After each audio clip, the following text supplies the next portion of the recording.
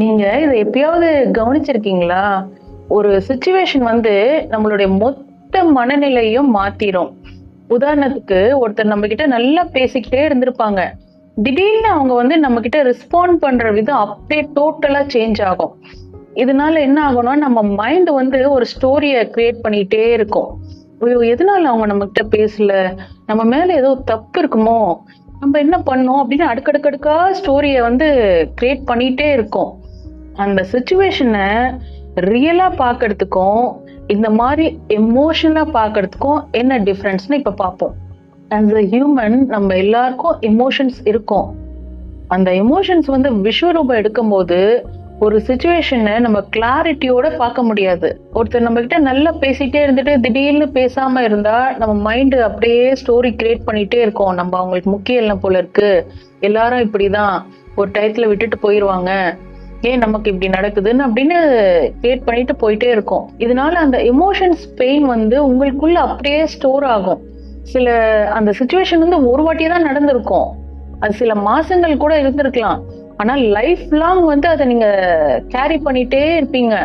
இதனால emotional exhaust ஆவீங்க. இந்த எமோஷனல் பெயின் வந்து உங்களுக்கு ரிப்பீட் ஆயிட்டே இருக்கும். வேற யாராவது நீங்க புதுசா பார்த்தா கூட இதே பேட்டர்ன் தான் உங்களுக்கு லூப் ஆயிட்டே இருக்கும். இப்போ அந்த சிச்சுவேஷனை எப்படி ரியாலிட்டியா பாக்குறதுன்னு பார்ப்போம். ஒருத்தர் வந்து நமக்கு ரெஸ்பாண்ட் பண்ணல. ஒருவேளை இது வந்து அவங்க மென்டலி டயர்டா இருக்கலாம், இல்லைன்னா அவங்க ஓவர் ப்ரெஷர்ல இருக்கலாம்.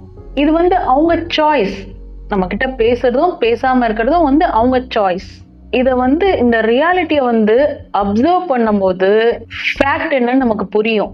எமோஷனலா நம்ம அதை பார்க்கும்போது அதை நம்மளே கன்க்ளூஷனுக்கு வந்துருவோம். இது இப்படிதான் அப்படிதான் அப்படின்னு சொல்லிட்டு கன்க்ளூஷனுக்கு வந்துருவோம். அதை அப்சர்வ் பண்ணி பார்க்கும்போது நமக்கு ஒரு கிளாரிட்டி இருக்கும். அந்த கிளாரிட்டினால நம்ம எமோஷனலா அந்த விஷயத்த உள்ளுக்குள்ள கொண்டு போக மாட்டோம். அது ஒரு பேட்டர்னாவும் மாறி உங்களை லைஃப் லாங் டிஸ்டர்ப் பண்ணிட்டே இருக்காது. ஸோ இந்த ஒரு ஷிஃப்ட் இருந்தா நம்ம லைஃப்ல வந்து பீஸ்ஃபுல்லா இருக்கலாம். நம்ம மனசு வந்து அந்த சிச்சுவேஷனை பெர்மனன்ட் ஐடென்டிட்டியா மாத்த பார்ப்போம். ஒரு நாள் வந்து நம்ம எதிர்பார்த்த மாதிரி இல்லைன்னா உடனே ஐயோ நம்ம இதை பண்ணிட்டோமோ அதை பண்ணிட்டோமோ, நாள் வேஸ்டா போச்சோ இப்படி போயிச்சோன்னு அடுக்கா அப்படியே ஸ்டோரி போயிட்டே இருக்கும்.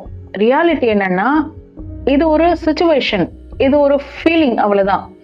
இது ஒரு டெம்பரரி எக்ஸ்பீரியன்ஸை பெர்மனன்ட் ஐடென்டிட்டியா மாத்தும் போதுதான் நமக்கு அந்த பெயின் வந்து லைஃப் லாங் கூடவே வந்துட்டே இருக்கு.